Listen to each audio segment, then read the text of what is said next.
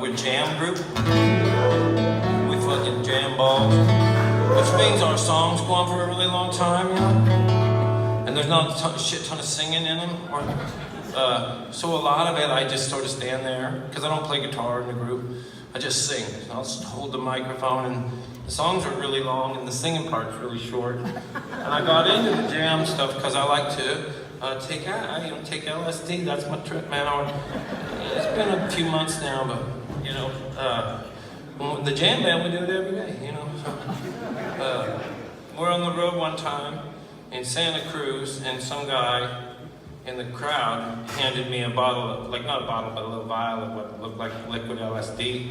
So I turned around and faced the drummer, and I drank a little of it, and I put the rest in my pocket, and it started to work pretty fast, and pretty soon our light show that we don't even fucking have, like had pyro, you know?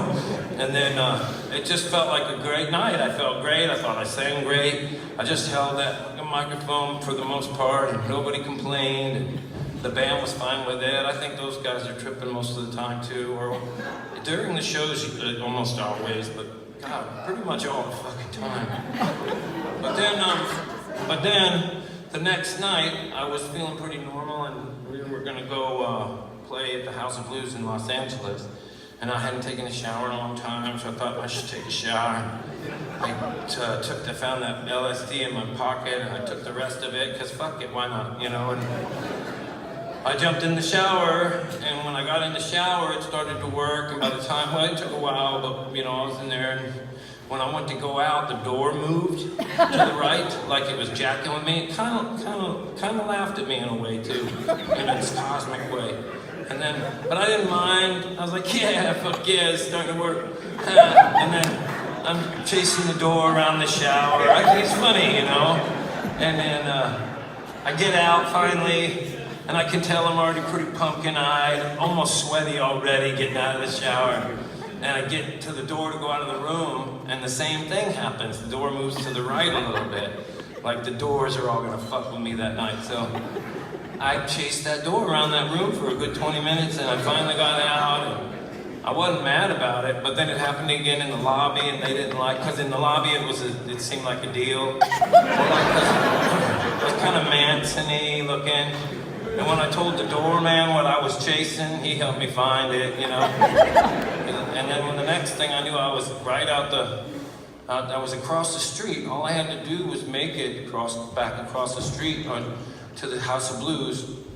And I don't know what happened, or like how I didn't end up at the gig, but the next thing I knew, I was just walking around Hollywood, kind of, everything was going crazy, and I was having a good time. I knew I was supposed to be remembering something, but I couldn't remember what it was.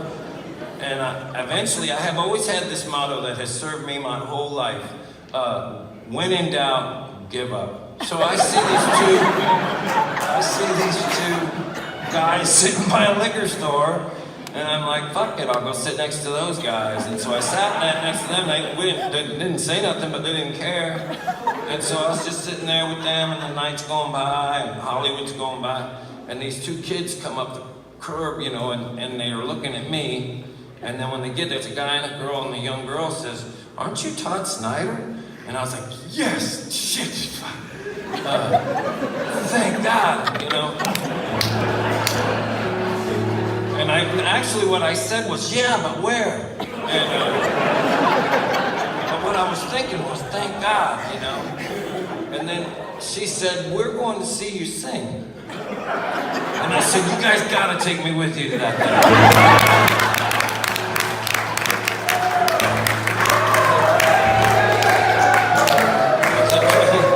Story, so we get there, and I see the band, and I'm like, man, I don't think I can go out there tonight. I'm really tripping balls, man, and it's creepy in here tonight. You know?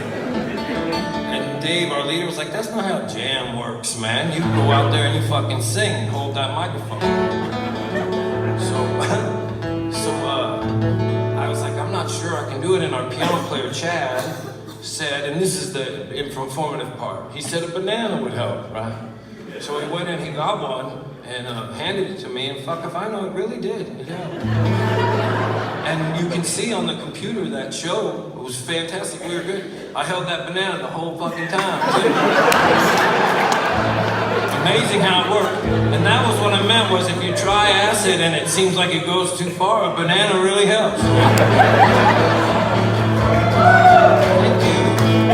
And then after the show, I found out from Chad that if I had eaten the banana, it had helped even more. So that's something to consider, too. Conservative Christian, right-wing Republican, straight white American man. He bashing black fear and war fighting, tree killing, regional leaders the same. Shirt tugging, frat house and kick tapping, backslapping, hater of hippies like me. Tree hugging, peace loving, pot smoking, porn watching, lazy ass hippies like me. Tree hugging, peace loving, pro-choice and gay wedding, widespread panic digging hippies like me. Skin color blinded, conspiracy minded, protesters for corporate greed. We will nothing and the most likely will, till we all end up locked up in jail. Oh, conservative Christian, right-wing Republican, straight white American man.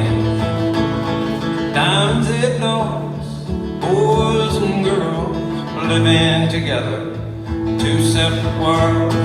Following leaders of mountains of shame, looking for someone to blame. I know who I'd like to blame. Conservative Christian, right-wing Republican, straight white American man. Soul-saving, flag-waving, rush-loving, lamp-paving, personal friend to the grave.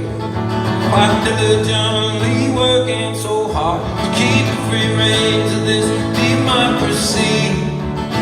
From tree hugging, peace loving, pot smoking, porn watching, lazy ass hippies like me.